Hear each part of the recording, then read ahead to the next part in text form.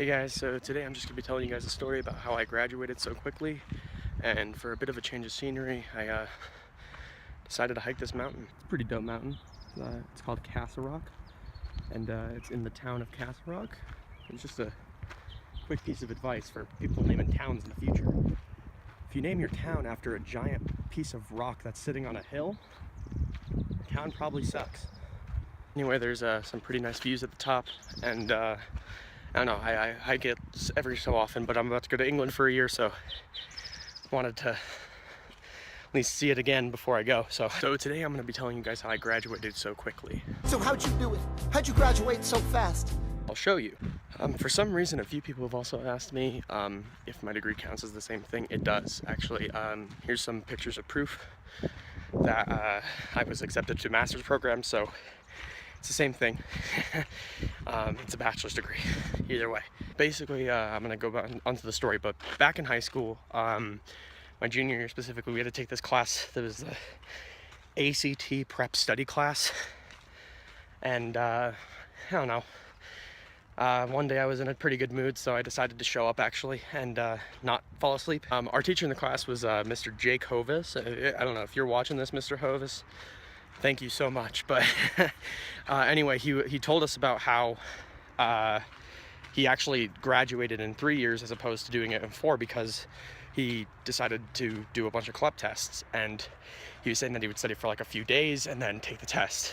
And it's funny because a bunch of my friends decided to go and do it themselves. They're like, oh, we're gonna go study for this test together in a group study session and then go take it together.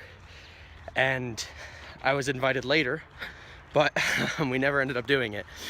We ended up all graduating and going off into our own prospective colleges, and I actually ended up going to CSU for theater. Go ahead, make your jokes. Make your jokes in the comments. The whole thing was I hated it. It was a terrible school for theater, and I ended up leaving after about a month to go and find a better theater program. And lo and behold, I would have to wait until about August to actually start attending. And so yeah, that was, I don't know, kind of the downside to it a little bit, but what can you do? So I decided to find the CLEP policies for these schools because it was in the back of my mind, and one of them had the ability that I could do all of my base courses and just test out at the beginning the whole first year, so I'd be back on normal track. And so I actually started doing it, but if you guys have studied CLEPs at all, you know there's the ACE recommended score, which is like 50 for pretty much every test except the language ones, which they're 50 and 60, but 50's passing score for all of them. And then this school didn't ask for that. It asked for some of them to be higher. So like, I think my English score had to be like a 64 or something, and I ended up scoring a 58, and so it wouldn't have counted. But anyway, after eventually doing a bunch of CLEP tests, I kind of realized how easy it was, and I just kept going with it. And even though they weren't applying to the school, so I was like, well, if I just get a bunch of them, maybe I could just get a degree and pursue acting on the side. And lo and behold, I ended up getting, I think it was about 10 classes out of the way before I even started. And so then there was the ad. So one day I was scrolling through my Facebook page, looking at political post after political post, and eventually I found the ad for Southern New Hampshire University to get my history degree. And I thought to myself, wow, that's pretty nifty. I could graduate and test out of all my school. The reason why I could test out is because I also did some research on it, but they accepted all the CLEPs at the base score, and I could transfer up to 90 credit hours. So I was pretty stoked about that.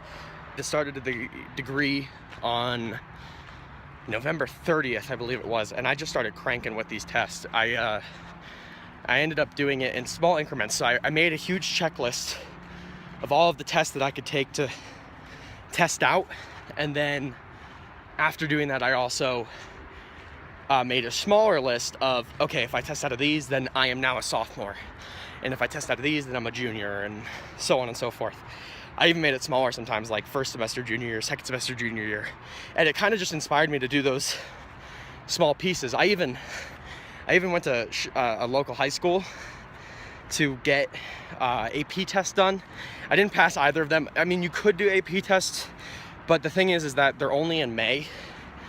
So it's a little bit more difficult to cram it all in there. So if you want to do multiple ones, it'd be hard, especially if you're not 100% solid on the subject, but it's a little bit harder, so you could do that too. But yeah, that would be my biggest recommendation. I would say definitely make a checklist, because it just helps you organize everything and you know what you're supposed to be doing. And while I was actually making the checklist, I found out about DSST exams, or Dante exams, which are for the upper level courses. Extremely helpful to know both of this. And I ended up making a huge checklist and just started going at it. I even started learning German because I thought it'd be fun. And I ended up trying to test out of that. And the first time I did it in September, I actually didn't pass. But then I retook it in December and I passed by like 8 points, which is, so it's a big gap, it's a big difference. But that's actually a key as well. Every single time I took a test, I probably passed about just over 70%, like 72% of the time. And nobody behind me, cool. And the second time I took tests, if it was the second time, I passed every single time. It's much easier when you know what you're studying for and you go, okay, I need to study this a little better, or this a little better, and just be self-aware. It's not too difficult to know. This is also about the time that I found study.com.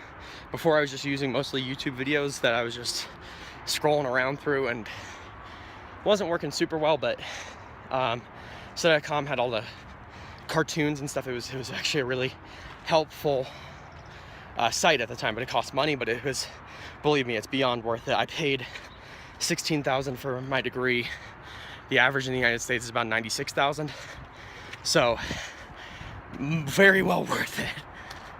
But so from November of 2015 until July of 2016, I just tested out of everyone possible that I could.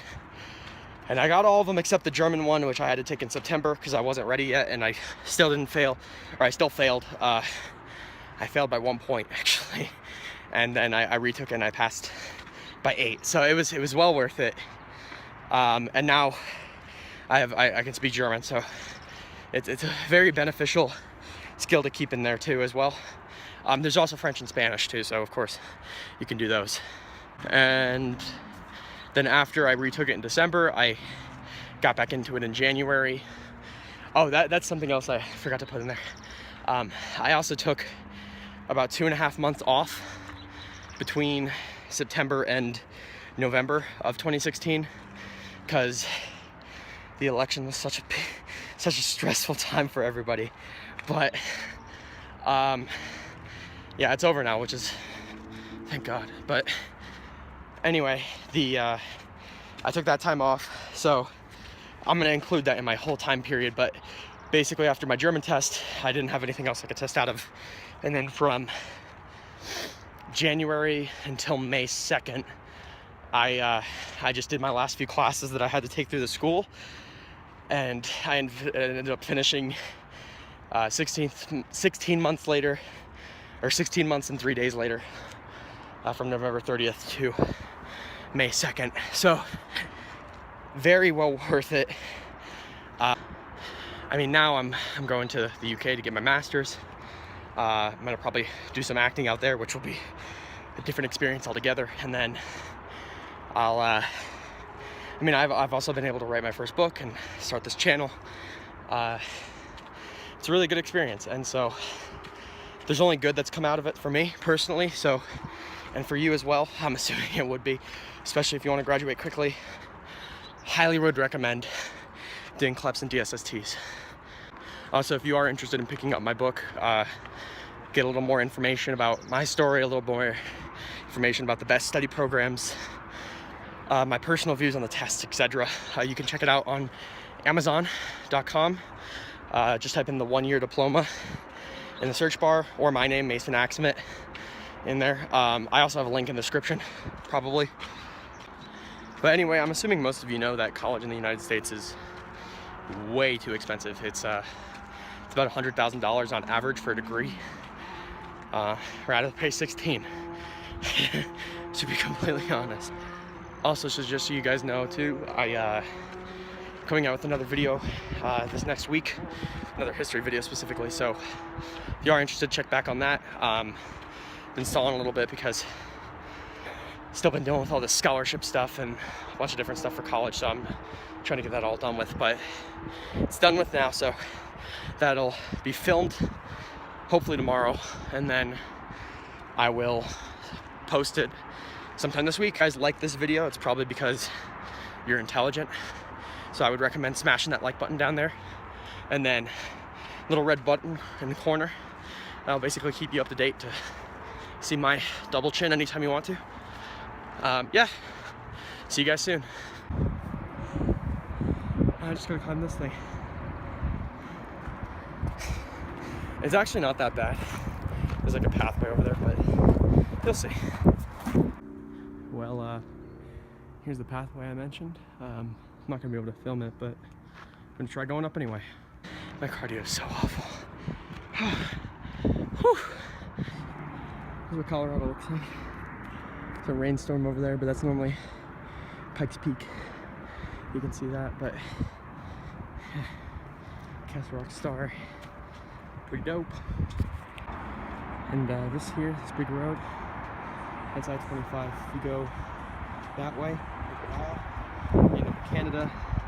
That way, you end up in Mexico. Or, I mean, if you want to drive less long, it's Colorado Springs and Denver.